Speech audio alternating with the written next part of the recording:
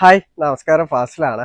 നമ്മുടെ വീട്ടിൽ കൃഷി ചെയ്യുന്നവർ ഇപ്പോൾ ഫ്രൂട്ട് പ്ലാന്റ് ഒക്കെ നമ്മളെ പേരക്ക, നാരകം, അതേപോലെ ജെറി ഇതൊക്കെ നമ്മൾ എയർ ലെയർ ചെയ്യാറുണ്ട്.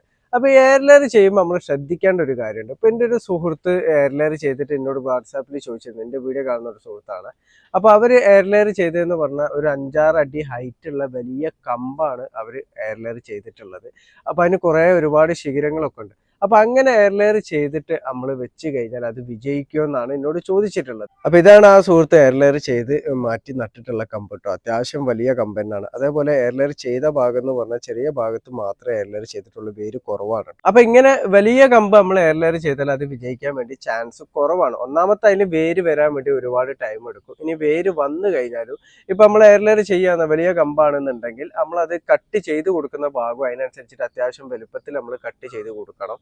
ഇത് നമ്മൾ ചെറിയ കമ്പ് കട്ട് ചെയ്ത് കൊടുക്കുന്ന പോലെ തന്നെ വലിയ കമ്പിന് നമ്മൾ കട്ട് ചെയ്ത് കൊടുത്തു കഴിഞ്ഞാൽ ആ ഒരു 2 ഇഞ്ചിന്റെ ആ ഒരു ഗ്യാപ്പിൽ മാത്രമേ നമുക്ക് വേരുണ്ടാവുള്ളൂ.